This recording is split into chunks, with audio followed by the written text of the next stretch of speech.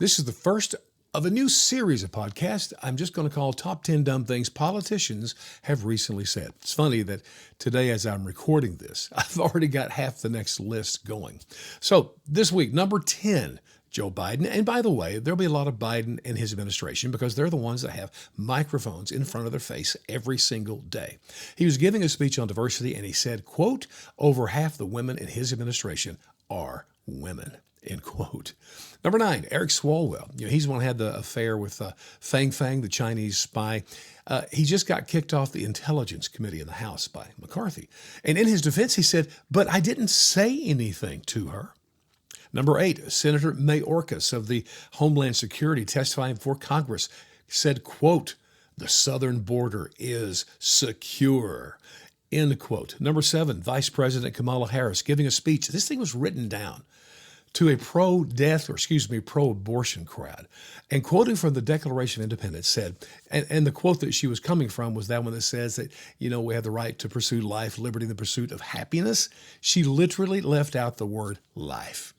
And certainly the unborn do not have the right to life. Incredible. Number 6, Joe Biden again. Just constantly, he did it in the State of the Union address. Again, patting himself on the back for record deficit reductions. This is so dumb and insane, I can't express it. I wish just one reporter would ask, hey, would you quantify that? Because we're just not seeing that in any of the numbers. Again, Joe Biden, number 5. This is not something he said, but he was literally given a key to an Amtrak train. This is not even a ceremonial thing, and it's just bizarre. Of course, he's famous for, 2 million miles of riding on Amtrak from Vermont to D.C. I don't know, but what's he going to use this for? Just to be able to go down and take a nap in a train at the station that's not being used? I just don't know.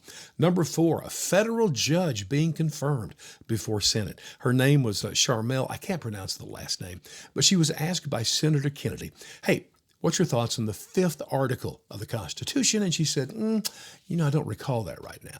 And they said, what about the 2nd article? Yeah, that one either. Wow. Number 3, Janet Yellen. And I like Janet Yellen, the Treasury Secretary.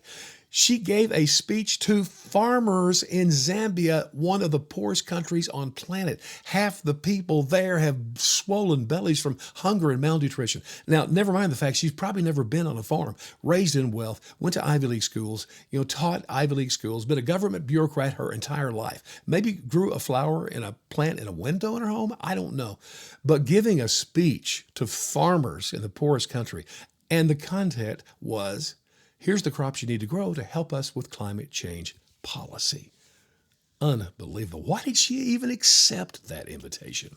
Number 2, in Scotland, this guy is convicted of raping 2 women. During the trial, he confessed that he was really a woman, and so they sent him to a female prison where he raped 2 more with his penis, by the way. And a Scottish official said, yeah, but she just learned that you just have to trust the word of a transgender. And last, George Santos, my favorite lie of all, that freshman Republican congressman, was that he got a scholarship to play volleyball at Baruch College. Led him to a championship, had 2 knee injuries. He never even went to Baruch College. And I'm not going to make a joke about gay sex. I'm just going to ask you the question, why do we support and listen to these people?